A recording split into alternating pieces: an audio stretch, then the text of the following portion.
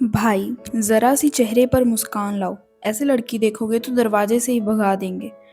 नव्या के ऐसा कहते ही अभिज्ञान एक भाव उठाए उसकी तरफ ऐसे देखता है, मानो उससे पूछ रहा हो कि क्या सच में ऐसा करने से उसे वहां से भगा दिया जाएगा।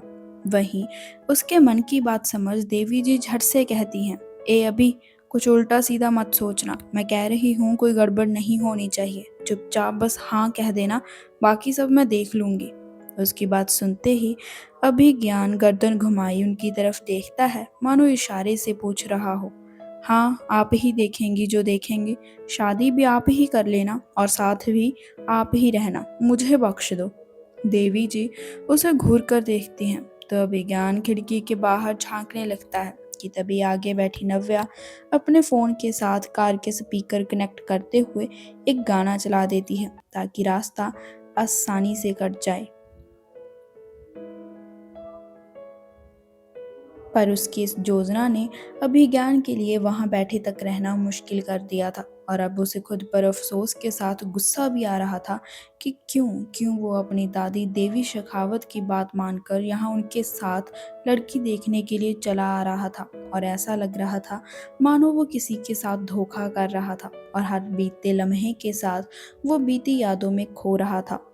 अभिज्ञान के कमरे में रखे म्यूजिक सिस्टम पर एक गाना बज रहा था जिसे साथ में गुनगुनाते हुए वो इधर उधर फिर रही थी कि तभी कमरे का दरवाजा खुलता है और अभिज्ञान अंदर आता है और उसे यूं झूमते देख मुंह बनाए कहता है, वाह नीचे अपना फरमान सुनाकर खुद यूं नाच गा रही हो। उसकी तरफ देखती है और आंखें तरेरते हुए कहती है, तो क्या चाहते हो कि मैं तुम जैसे इंसान के साथ यहाँ इस कमरे में बंद होकर रहूं? मुझ जैसा इंसान? इससे क्या तात्पर्य है तुम्हारा? अभिज्ञान बेड पर छलांग लगाकर लेटते हुए कहता है तो वो उसकी इस हरकत से अच्छी खासी चिढ़ उठती है और पूछती है, ये जो अभी तुमने बोला तात्पर्य, इसका क्या मतलब है? क्यों तुम्हें हिंदी नहीं आती? उसके इतना पूछने पर वो कहती है, आती है पर उतनी नहीं। जैसे ये गाना था तो हल्की फुल्की बातें समझ लेती हूँ, पर ज्यादा हिंदी नहीं आती। तो फिर तुम्हें मेरी बहन से सीखनी चाहिए। नहीं, मुझे नहीं सीखना, जितना आता है बहुत है।